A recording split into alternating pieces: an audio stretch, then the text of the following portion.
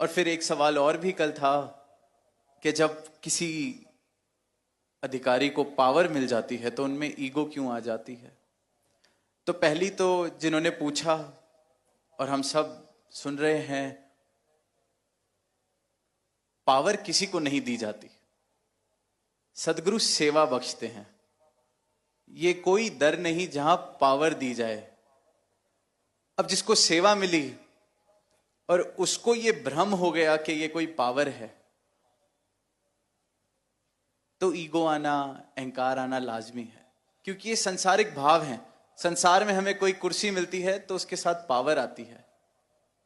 कल सुना घर में किसी का प्रमोशन घर में ही हो जाता है, कोई सास बन जाता है, कोई ससुर बन जाता है, कोई पिता बन जाता है। डांट की बात हुई, गुस्से की बात हुई। कई बार मैं गुस्सा सिर्फ इसलिए कर देता हूं क्योंकि मैं कर सकता हूं, सामने वाला कुछ कह नहीं सकता। कभी किसी से बात करो तो जिंदगी में आगे बढ़ के कुछ बनना है, इसलिए नहीं क्योंकि शौक है। कुछ बन जाएंगे तो अपने नीचे दो चार होंगे जिनको डांट सकेंगे, कुछ कह सकेंगे। ये मेरा अहंकार है जो गुस्सा करना चाहता है, मेरा अहंकार है जो किसी को नीचा दिखाना चाहता है। तो सदगुरु सिर्फ और सिर्फ सेवा बख्शते हैं। या एनवाइस में भी किसी रूप में सेवा मिली तो वो सेवा है।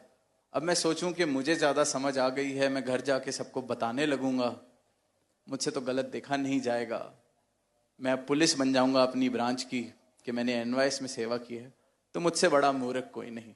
इतने नजदीक रह के भी, सेवा करके भी मैंने अपना आनंद खराब किया। किसी को कुछ और, किसी को मुखी महात्मा, ब्रांच के मुखी की सेवा मिले, जोनल इंचार्ज, ईसी मेंबर, ये सेवा है। अगर देखने वाला भी इसको पावर के नजरिए से देख रहा है तो देखने वाला भी गलत है, निभाने वाला भी इसको पावर के नजरिए से देख रहा है तो निभाने वाला भी गलत है। कल पूछा कि कौन जोनल इंचार्ज बनना चाहता है, कौन मुखी बनना चाहता है। बड़ी खूबसूरत definition, struggle for power politics होता है। और फिर कहा कि यहां तो चाहत ही नहीं है, डिजायर फॉर पावर ही नहीं है।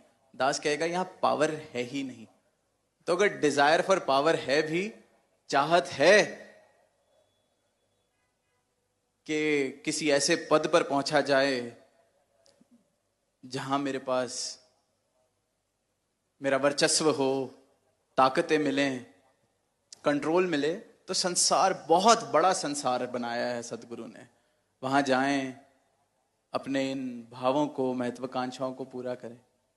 पर यहां पावर ही नहीं एग्जिस्ट करती, तो जिसका नजरिया डिजायर या चाहत है पावर की, वो भी यहां गलत नजरिए के साथ बैठा है, गलत भाव के साथ बैठा है।